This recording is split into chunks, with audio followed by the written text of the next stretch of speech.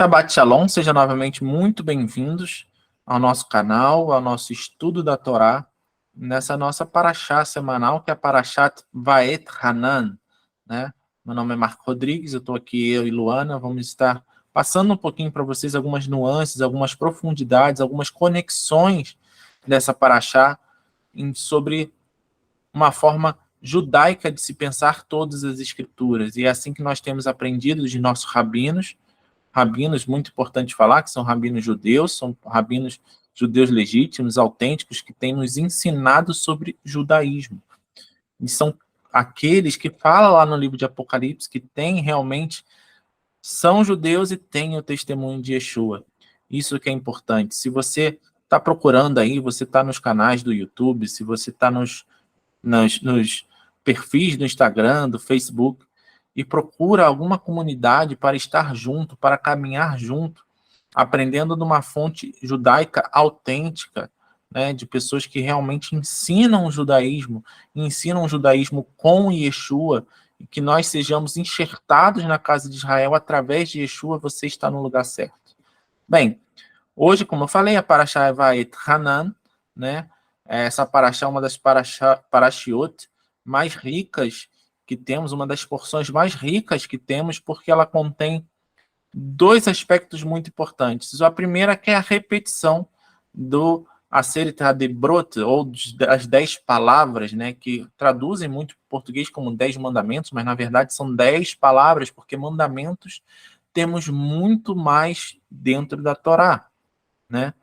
E até nós vamos falar um pouquinho hoje sobre o resumo desses mandamentos, que não são 10, são 613 ou até mais, mas que ali há essa repetição por Moisés. Recapitulando, estamos no 5º livro da Torá, que são os 5 primeiros livros, estamos no livro justamente de Deuteronômio, né? Que já está ali encaminhando para o final da vida de Moisés, já ali antes de atravessar o Rio Jordão para entrar na terra de Canaã, e Moisés está recordando para toda aquela geração, nova geração, porque a geração anterior havia morrido no deserto durante essa peregrinação, porque eles entrariam na terra e precisariam guardar a Torá, guardar os mandamentos, porque muitos dos mandamentos, inclusive, foram dados somente para quando entrassem na terra de Canaã. Então, ele precisava novamente recapitular, explicar, e até uma conexão muito linda que os rabinos fazem é a nosso papel, a importância do homem vamos dizer assim, na interpretação, ou ainda mais na forma de você falar algo que é celestial. Porque o Eterno, ele deu as palavras da Torá para Moisés, mas deu numa linguagem celestial, numa linguagem avançada, numa linguagem elevada. Moisés, no livro de Deuteronômio todo, o que ele está fazendo? Ele está tornando essas palavras acessíveis, essas palavras de uma forma que o povo entendesse, uma forma prática de se fazer aquilo que o Eterno ordenou.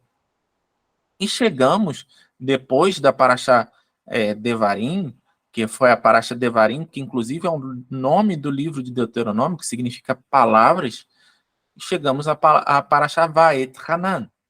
E a Parashá Vaet Hanan leva esse nome justamente porque, como a maioria das Parashiot, começa com essa palavra, Vaet Hanan, em hebraico, que é justamente o próximo slide, que é Deuteronômio 3, versículo 23. E vamos ler aqui o 23 e o 24.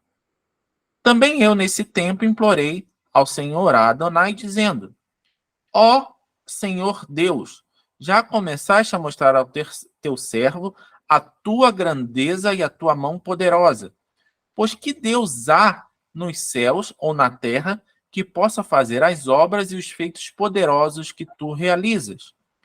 Esse é o início de uma súplica, né? Vaet Hanan, muitas vezes é traduzido nas nossas Bíblias como e roguei, e implorei, e pedi, né? Dependendo da tradução que você tenha, e supliquei também, algumas têm, mas Vaet Hanan começa justamente sobre o pedido, né? Aquele pedido de Moisés extra, aquela última chance de Moisés, porque tinha sido decretado que Moisés não ia entrar na terra de Canaã, mas Moisés mesmo assim implora ao Eterno para que ele consiga entrar na terra de Canaã, que ele possa entrar na terra de Canaã.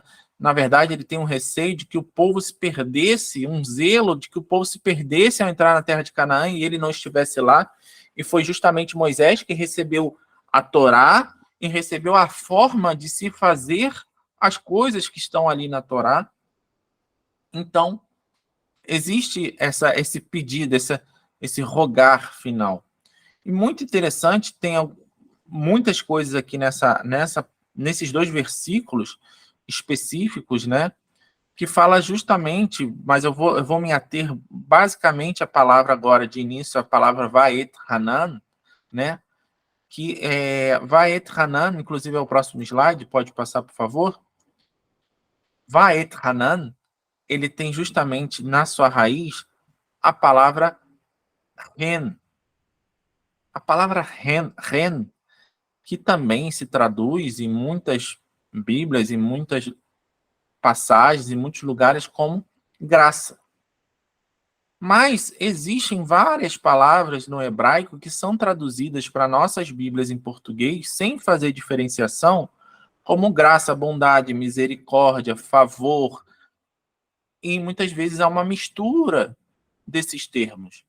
Nós temos que entender, e eu falei um pouquinho aqui quando fazíamos o serviço aqui de Shacharit, falando do Sim Shalom, né? Falando de Ren, Hesed e Rahamim, que são as 3 palavras que se falam no início de Sim Shalom, né? Que é uma das bênçãos da Amidá, ou da oração em pé, que são as chamadas as 18 bênçãos, que na verdade são 19.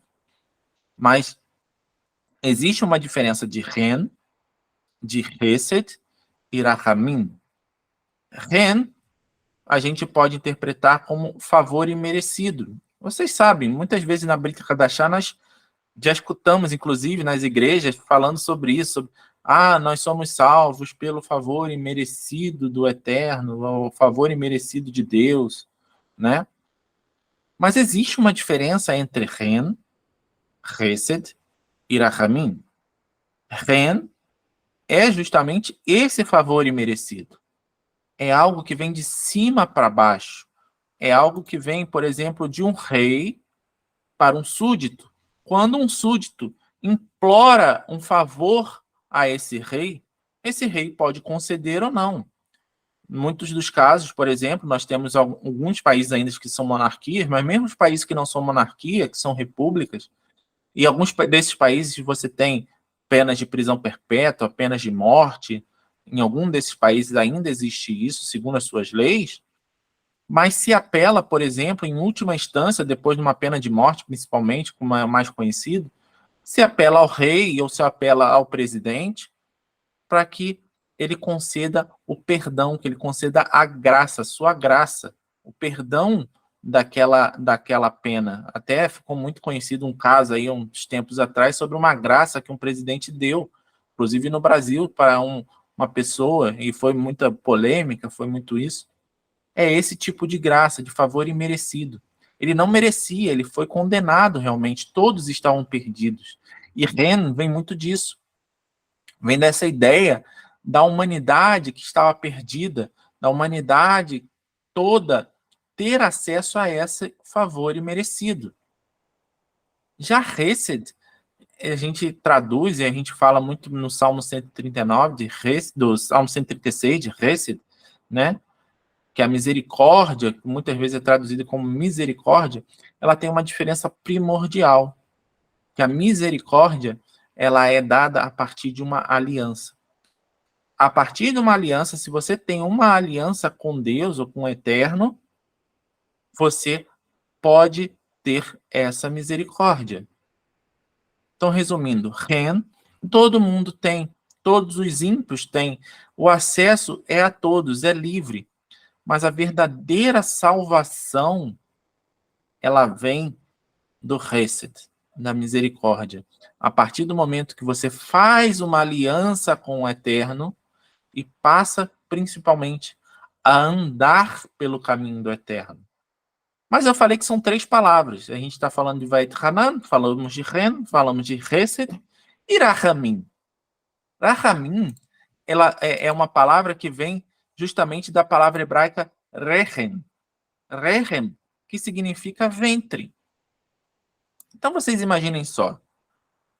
Também é traduzido por graça, também é traduzido por misericórdia, mas tem um significado muito mais profundo. Tem um significado de nascer de novo ou de um cuidado, como uma mãe que cuida no seu ventre, né, daquele bebê, né, que está se desenvolvendo, ou como temos, né, as próprias palavras de Yeshua citando Jerusalém, Jerusalém, eu queria ter vocês embaixo das minhas asas como a galinha, né, acolhe seus pintinhos, mas tem essa conotação de ventre. Mas muito mais interessante também da gente falar é que você passa pelo Ren, que é justamente esse favor imerecido que todos temos, toda a humanidade tem esse Ren, tem esse acesso de súplica, porque não merecemos, porque todos estamos perdidos e carecemos da glória de Deus. Todos têm que ter esse favor imerecido, todos têm acesso. A partir do momento que você caminha, aceita essa aliança, o Eterno aceita essa aliança com você, e você aceita essa aliança com o Eterno, passa a depender do Hesed. Mas e o Rahamim? Vocês têm que lembrar que ventre está relacionado diretamente às dores do parto. Porque se é um ventre, uma hora vai ter de nascer.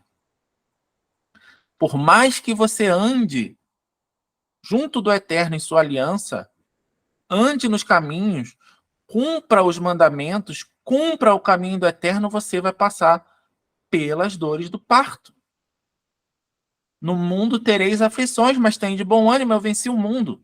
Todos que estão, por mais que sejam, ande nas alianças do Eterno, ande no caminho do Eterno, ande cumprindo a vontade do Eterno, passam por essas dores, passam por essas aflições. E daí que vem a misericórdia, porque por mais que nós tenhamos essas aflições, no ventre, cuida de nós, nos acolhe, cuida a cada instante, a cada detalhe. Por mais que passemos por toda dificuldade, nós sabemos que nosso Deus está ali, como uma mãe e nós como um bebê no seu ventre. E nós vemos Ren, Hesed, numa passagem, em várias passagens, tá? Eu citei uma, mas eu poderia citar várias. Vou até falar de uma aqui, já me adiantando, que é quando a rainha Esther, ela vai entrar na sala real até o rei Assuero para pedir uma forma de libertar, uma forma do povo de Israel, o povo de Israel se defender, né? Ali, os judeus se defenderem da ameaça de Haman, do decreto real de matar todos os judeus, que seria permitido matar todos os judeus, e a rainha Esther vai até os pés de Assuero, entra, né? Quem lembra da história de Esther, vai, e o rei poderia levantar o cetro ou não, e aí ela teria transgredido um decreto real de contemplar o rei sem autorização, né? E teria que morrer. Mas o rei diz que ele teve favor, que foi a graça imerecida, o favor imerecido, né? Teve o Ren e teve o Hesed, porque ele se conectou, teve compaixão daquela história que Esther estava contando a ele. Então, a partir daí, surgiu o Hesed. E outra passagem é justamente quando Ló, né? Quem lembra da história de Ló, essa de Gênesis 19, volta, por favor. Quando Ló foi alertado pelo Eterno para sair daquela cidade que iria ser destruída. E justamente o Eterno, o Ló fala para o Eterno que ele encontrou Ren, favor, e a partir do momento que teve o Ren, que é justamente esse favor, engrandeceu o quê? A misericórdia do Eterno para com ele. Salvando o quê? A vida. Porque a misericórdia, ela está relacionada diretamente à salvação. E a salvação está relacionada diretamente, não ao Ren, mas está relacionada ao Hesed. Está relacionada à aliança. Está relacionada a uma aliança, e a partir do momento que você estabelece uma aliança, um tratado militar, um tratado com alguém, um casamento, por exemplo, você tem condições para aquele casamento funcionar. Você tem acertos, você tem uma forma de funcionar, porque a maioria dos casamentos não funciona porque não tem esses acordos entre marido e mulher. Geralmente é aquela questão da casa, deixa tudo. O homem vai para a rua, trabalha, volta para casa, ele quer jogar o videogame dele, quer ficar no sofá, quer ficar descansando, relaxando, e a mulher trata da casa, trata de tudo, muitas mulheres, inclusive, que trabalham fora, e o homem não ajuda em nada. Há um acordo para que essa aliança não seja desfeita, porque uma hora cansa. Algumas atitudes do homem cansa a mulher. Algumas atitudes nossas cansa o Eterno. E o Eterno é tão bom porque ele nos deu, inclusive, a forma que nós devemos cumprir a aliança com ele, para que nós tivéssemos vida. Essa é a palavra-chave. O reino vira Hesed para que se torne salvação e vida. E continua lá nessa paraxá, essa paraxá vai até o capítulo 7, né? Falando sobre vida. Moisés começa a falar, depois de tudo aquilo, do Eterno ter falado, não, ó, basta, você não me peça mais nada, porque dizem, inclusive, alguns sábios dizendo, não, Moisés, se pedisse mais uma vez, talvez o Eterno até se compadecesse de Moisés. Então, por isso que o Eterno falou, basta, chega, não me peça mais para entrar na terra. E depois Moisés começa a relembrar para o povo de Israel sobre os estatutos, sobre os juízos, ou em hebraico, como a gente fala, os Hukim e os Mishpatim, que foram ensinadas, que foram Hukim e Mishpatim, que formam no conjunto as Mitzvot, ou os mandamentos. Hukim, lembrando, são aqueles que não têm explicação, e Mishpatim são os julgamentos ou juízos, aqueles que têm explicação.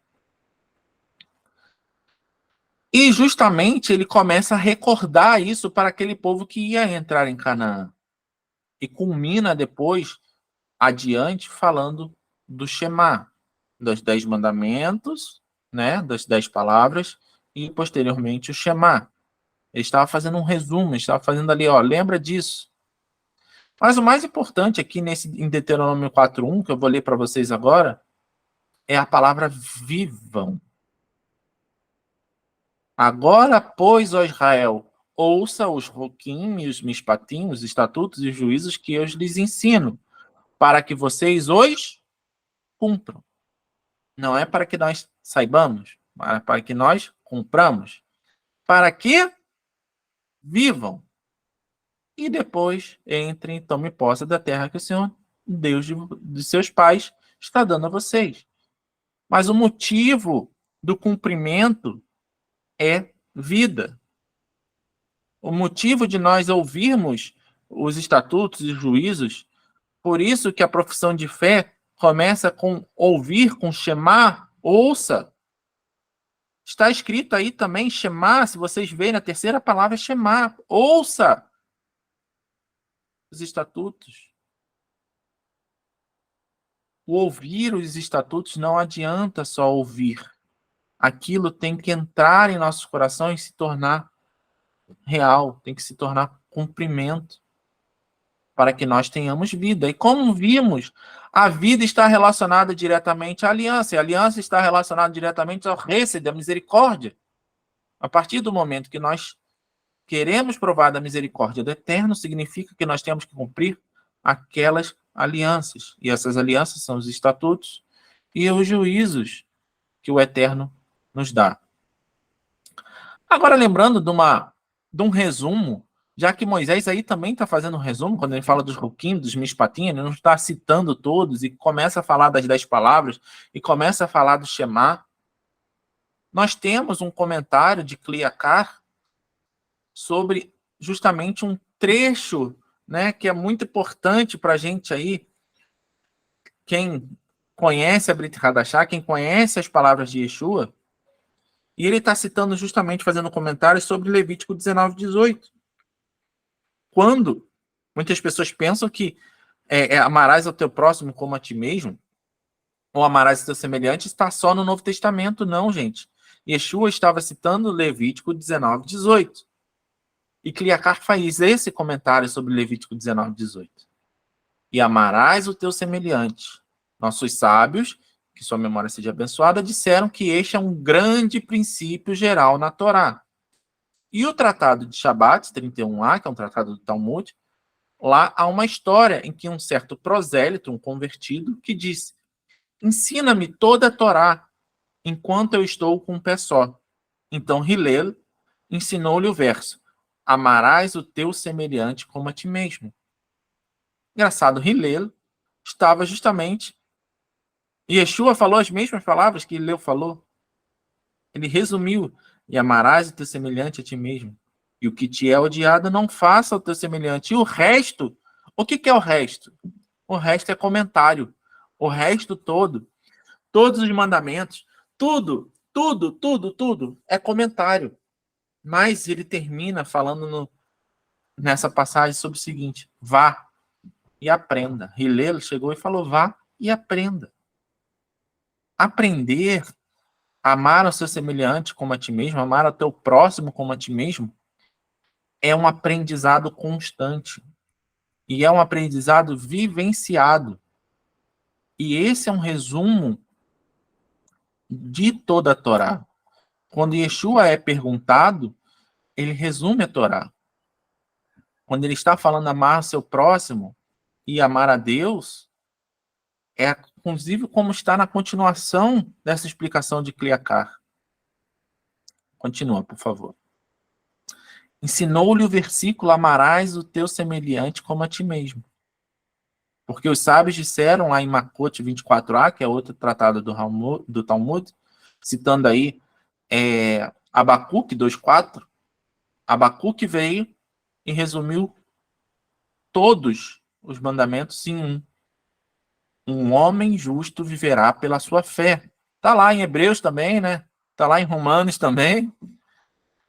E isso não contradiz as palavras de Hillel, pois todos os mandamentos da Torá são de dois tipos. Olha só, que coisa, né?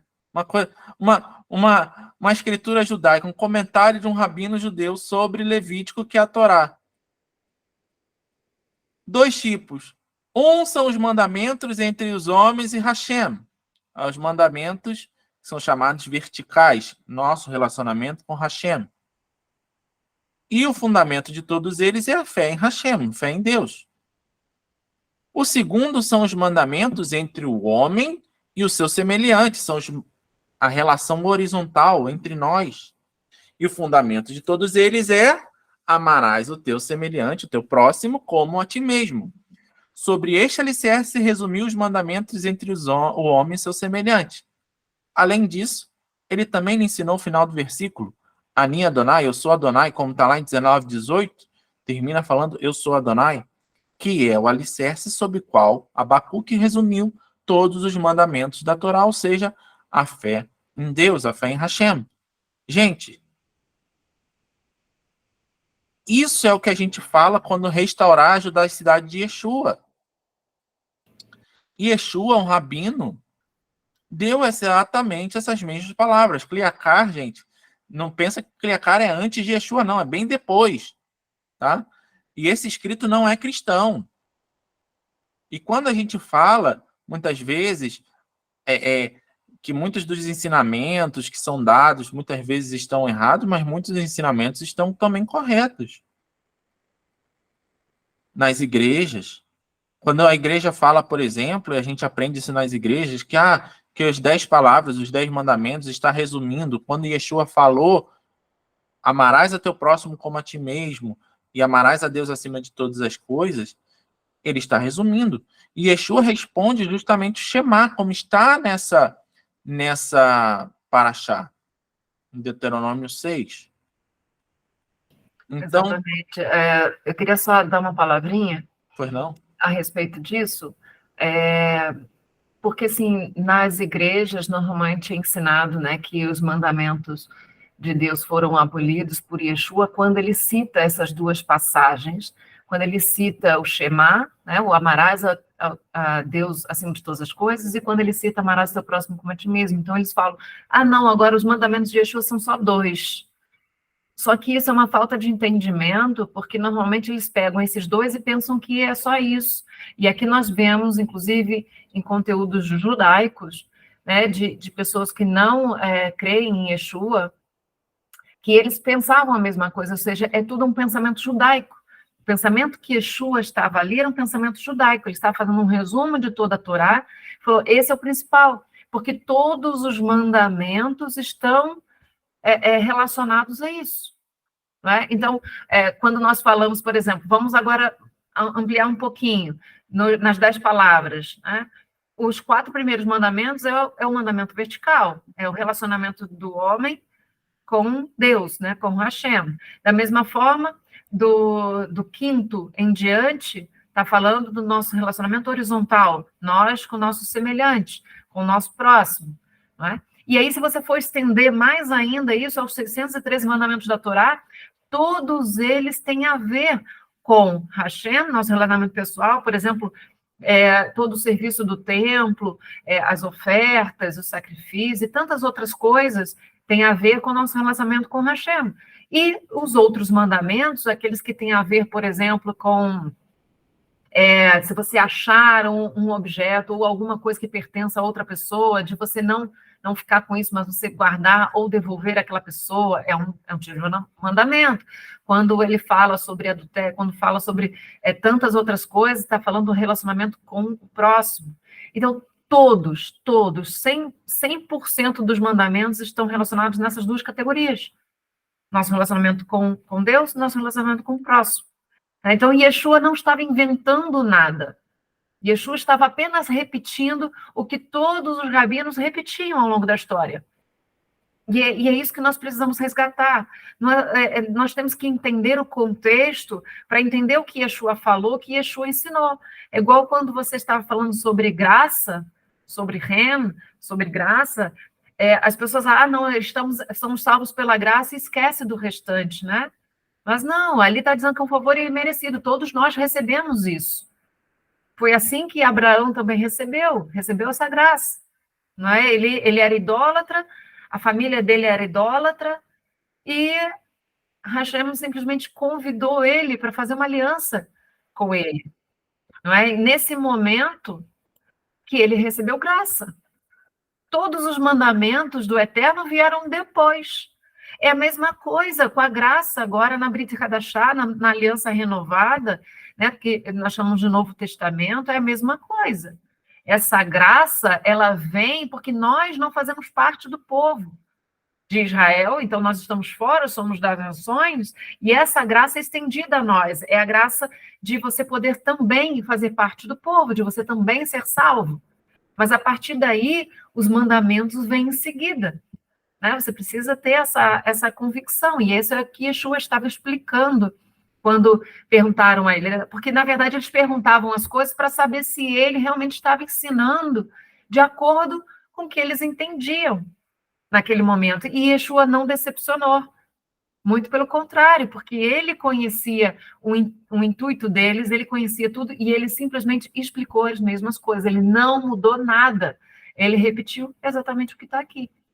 Né? Era só isso que eu queria passar aí para vocês. Então, mas continuando, era justamente esse o ponto, né? De que Yeshua ele estava não fazendo um resumo da forma de descartar, mas ele está fazendo um resumo uma forma de classificação. Você podia classificar esses mandamentos, né? E ele não estava se referindo a nenhuma palavra que era distante do pensamento judaico. E Yeshua, como um bom judeu, ele respondeu da forma judaica de se responder. Então é isso que nós resgatamos. É isso que nós falamos quando nós temos que entender Ren e Hesed, é que o Ren todos têm. Como a Luana falou, Abraão é o maior exemplo, né, de que ele foi justificado. Ele primeiro creu e isso lhe foi imputado por justiça. Mas a justiça, da onde que vem a justiça? Inclusive, eu estava lendo um comentário sobre essa parte da justiça e sobre essa parte, principalmente quando fala, se eu não me engano, em Deuteronômio 3:24, é isso mesmo, eu já falei dele aqui hoje. Quando está falando o Senhor Deus no 3:24, ele usa Adonai mesmo, escrito em hebraico, não substituído o nome do Eterno, Adonai, e depois usa o nome do Eterno de novo. Em nossas Bíblias está Senhor Deus. Então é como se a gente fizesse uma forma da gente falar isso é Adonai Hashem, Adonai o nome, porque Adonai está dizendo sobre Adonai mesmo explícito, escrito, e Hashem. E os sábios começam a falar sobre Elohim, né, que fala o nome de Hashem, e Hashem tem as letras, as vogais vocalizadas de Elohim, muitas vezes. Ela aparece vocalizada com as vogais de Elohim. Por que isso? Porque ali nós temos que entender que aquele que é o que dá o Ren, né, que é a gente pede o favor imerecido, aquele que dá o Hesed, o atributo do Hesed está ligado justamente ao atributo da justiça, do julgamento. Então, nós temos que entender que o Eterno, a partir do momento que ele firma uma aliança com você, você está sendo julgado e será julgado por todos aqueles termos daquela aliança. E quais são os termos daquela aliança? E muita gente interpreta mal, inclusive o livro de Gálatas, que a gente vai falar um pouquinho, dizendo que a lei, a Torá, realmente, a lei foi a lei de morte, né? E porque aí as pessoas têm medo, não, eu não vou seguir a lei, porque a lei é a lei de morte. Mas aqueles são os termos, a lei ela só se torna morte para aqueles que a não seguem, aqueles que não a cumprem. Imagina, gente, se a gente está falando de reinos humanos, em reinos humanos, se você não cumpre o acordo com seu rei, o que acontece? Se você não cumpre o acordo com seu presidente, com seu governante, o que acontece? Com o Estado, você não tem que pagar? Se você comete um crime contra o Estado, e não estou falando aqui de crime, os crimes contra a vida, os normais que a gente está falando aqui sobre realmente que são os fundamentos da fé judaica, que são justamente aqueles mandamentos que é preservar a vida, é você não cometer idolatria, nada disso. Mas aqueles mandamentos de leis, muitas vezes, até que a gente não sabe. Não tem, por exemplo, na Torá que você não pode estacionar no lugar errado, ou você não pagar ali. Aqui em Portugal você tem muito aquele negócio do parquímetro, de você colocar ali a moedinha e botar o papelzinho no seu carro. Mas se você não cumprir esse tipo de lei, o Estado não vai vir em cima de você e vai te dar uma multa? Imagine o soberano Senhor, o soberano Rei, que estabeleceu as regras, quem é o Criador estabelece as regras, quem cria o jogo estabelece as regras. A graça, o Hesed, está justamente na oportunidade de aliançarmos com o Eterno, cumprirmos os seus mandamentos, e a partir daí vem a vida, a partir daí vem a salvação. A salvação, e diga-se de passagem, que também está lá em Gálatas, e também em muitas outras cartas da Brit Hadashah, não quer dizer que é só obras, mas sem o Hesed, sem a misericórdia, sem o favor imerecido, sem o cuidado do Rahamim, de nada serve cumprirmos os mandamentos. Porque o inverso também é o contrário. Você cumprir os mandamentos, mas você esquecer da Hesed, da misericórdia, da fonte destes mandamentos, da fonte dessa misericórdia.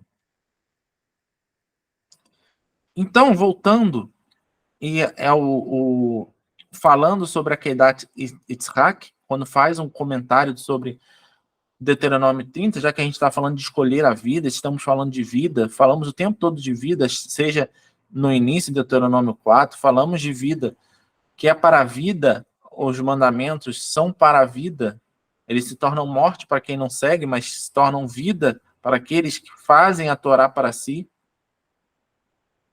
Em Deuteronômio 30, 19, fala sobre aquela decisão do bem e do mal, o caminho de Deus, da bênção, o caminho da maldição, e ele fala, escolhe a vida.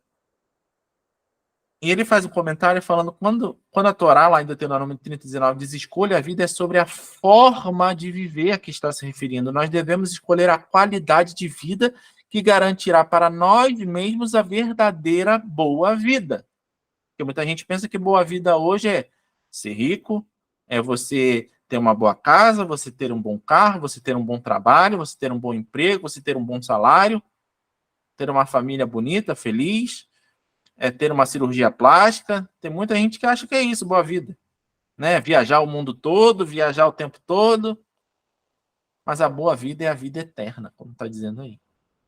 Se alguém dissesse, escolha a vida para viver, ou seja, no português brasileiro, deixa a vida me levar, a vida leva eu, né? Tal afirmação não faria sentido. As coisas boas da vida não faria sentido. Claramente, então, a Torá, em nossa paraxá, está preocupada com o tipo de vida que nós devemos escolher. Quando Eliseu, lá em 2 Reis 4:7, diz à viúva para viver com o produto do azeite que ela venderá, ele se refere a um estilo de vida. Ela, a partir daquele momento, adotou esse estilo de vida para ela. Da mesma forma, quando Salomão, em Eclesiastes, em Kohelet 9:9, aconselha, aproveite a vida com a mulher que você ama, é um estilo de vida, ou seja, significa, qual o estilo de vida de casado? O estilo de vida de casado não é igual de solteiro, com certeza. Não é pensar, por exemplo, que você pode ter amizade com qualquer outra mulher. Não pode ter conversas privadas com outra mulher. Você pode? Pode. Com supervisão da sua esposa, pode. Mas são coisas diferentes, são formas diferentes de viver, você entende? Até tudo o que eu falar aqui, você pode entender, é diferente. É diferente. A vida de casado é diferente. E uma vida com Deus é diferente. É um estilo de vida diferente. A nossa escolha tem que ser viver um estilo de vida pela Torá. Tem que ser viver. E lá em Gálatas 3:10, fala justamente sobre a forma de viver, sobre o estilo de vida. E é evidente que pela lei ninguém é justificado diante de Deus, porque o justo viverá pela fé, como está lá em Abacuque 2:4. Ora, a lei não procede de fé, mas aquele que observar os seus preceitos, por eles viverá. Não está relacionado diretamente ao que Moisés falou? Aqueles que cumprem, aqueles que escutem os ruquinhos, mishpatim, e cumpram, para que cumpram e para que vivam. É isso que Gálatas, que é tão mal interpretado, quer dizer. Nós vivemos pela fé. E o viver pela fé é justamente isso.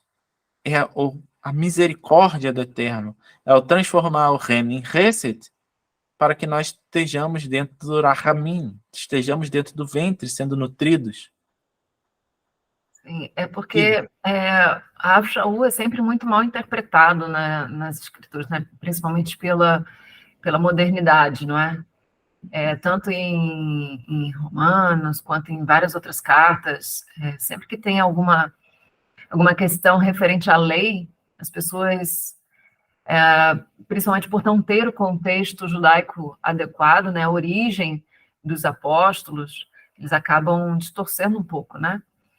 E aqui em Gálatas, principalmente se você ler um pouquinho antes e um pouquinho depois, muitas das vezes as pessoas confundem e acham que ele está falando coisas diferentes, está falando, olha, não, você tem que fazer uma coisa e não tem que fazer outra. E, na verdade, não é isso que ele está querendo dizer aqui. Não é? O justo viverá pela fé. O justo viverá pela fé por quê? Porque, principalmente porque assim, quem é justo, né? Nós temos que saber quem é justo. É chamado de justo pelas Escrituras aquele que cumpre a lei. Quem não cumpre a lei não é chamado de justo. Então, nós já temos que botar um ponto aqui, não é? O tzadik, o justo, é aquele que segue a lei. E ele viverá pela fé, ele não vai viver pelos preceitos, porque a diferença está em nós não temos que buscar fazer os mandamentos para ter uma aceitação de Deus. Não é essa a ordem que nós temos que fazer. Não é, eu vou fazer todas as coisas, eu vou fazer assim, assim, assado, e às vezes depois você acaba não suportando, não é? Porque é muita coisa, nós não estamos acostumados. Os judeus já nascem dentro da lei. E aqueles que vêm das nações, eles não nascem dentro da lei, né? Eles vão aprendendo. E a graça é o que nos beneficia isso, né? É aquela questão da gente conseguir entrar dentro do povo de Deus, né? Mas ele nos chama também de justos. Justos são aqueles que não pecam mais. E o pecado é a transgressão da lei, você entende? E tudo isso, gente, que está na Brit Hadashah, no Novo Testamento, está também no Antigo Testamento ou no Tanar. Ok? Então, não é nada novo. Não adianta falar que são coisas inventadas, que os apóstolos criaram nova halahá, ou criaram nova forma de viver, e Yeshua criou nova forma.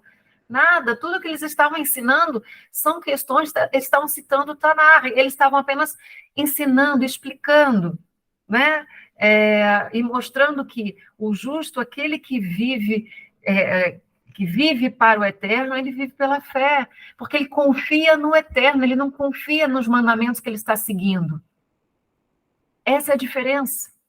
Ele sabe que ele será salvo porque ele tem um estilo de vida, assim como nós lemos no slide anterior, ele tem um estilo de vida aceito por Deus, de acordo com a Torá.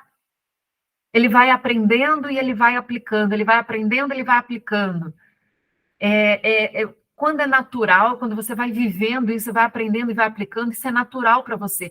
A lei começa a ser inscrita no seu coração e você começa a fazer, e você não precisa da lei escrita para você lembrar o que é certo e o que é errado. Porque o próprio Eterno, através do seu Espírito, ele vai nos avisar, ele vai nos confirmar, ele vai nos ajudar a cada vez mais obedecer. Né? Então, o que ele fala aqui em Gálatas é justamente isso. A lei não procede de fé. A lei foi escrita justamente porque nós transgredimos. Como nós éramos transgressores, foi necessário uma lei escrita para nos lembrar o que nós devemos fazer. Mas se nós estamos vivendo o estilo de vida que o Eterno determinou, nós estamos vivendo pela fé, essas leis são automaticamente inscritas no nosso coração. A gente não precisa ninguém para nos dizer, a gente não precisa olhar na lei escrita para saber que pegar algo do seu irmão é errado. Ou que falar mal de alguém é errado. Ou que roubar, matar é errado. Por que a gente não precisa da lei escrita para nos dizer isso? Porque nós já vivemos um estilo de vida de acordo com a vontade do Eterno. E é por isso que o justo, lembrando, justo é aquele que segue as leis. É um tzadik. É aquele que não pratica o mal. Que aos olhos do Eterno, o mal é iniquidade. Iniquidade é o quê? É aquele que não tem lei. É anomia. Sem lei. Então não vamos falar, o justo viverá pela fé, e acho que é qualquer um vai viver pela fé. Não é qualquer um, gente. É aquele que está vivendo de acordo com os preceitos do Eterno. Aquele que está vivendo de acordo com as palavras de Yeshua. Esse é o justo. É esse que viverá por fé. É esse que não precisa da lei escrita. Não que ela esteja errada e não porque ele não precisa cumprir, mas porque já está no seu coração e você já cumpre naturalmente, já vive aquela palavra. Você não precisa de uma letra escrita para te lembrar, como as pessoas que ainda não conhecem precisam. A lei escrita é só para nos orientar, enquanto nós não conhecemos. Enquanto nós não conhecemos. Aqueles que conhecem a palavra de Deus vivem somente pela fé, porque toda a lei já está no seu coração. Entende? Amém. E eu acho que não poderia finalizar de forma mais explicativa, né? Porque realmente você entender qual é o estilo de vida. O estilo de vida, principalmente aqueles que vêm das nações e têm a preocupação de, eu vou cumprir o mandamento, eu vou cumprir esse, eu quero cumprir tudo. Calma, não faça nada além do que você realmente consiga manter nesse seu estilo de vida. Estilo de vida é algo realmente natural, aquilo que foi realmente escrito, que está sendo escrito. Nós vivemos pela fé e os justos que são aqueles que cumprem, que buscam, que têm a intenção, como a gente fala, né? Justamente ter a intenção de cumprir. Vamos viver pela fé. E de fé em fé nós vamos crescendo. De fé em fé, de glória em glória, nós vamos realmente nos tornando cada vez mais, nos santificando, nós nos preparando para estarmos mais próximos, mais suscetíveis a ouvir a voz do Eterno, a aprender mais do Eterno. Essa era a mensagem que a gente tinha para hoje. Bem, até a próxima semana e um Shabbat Shalom para todos vocês.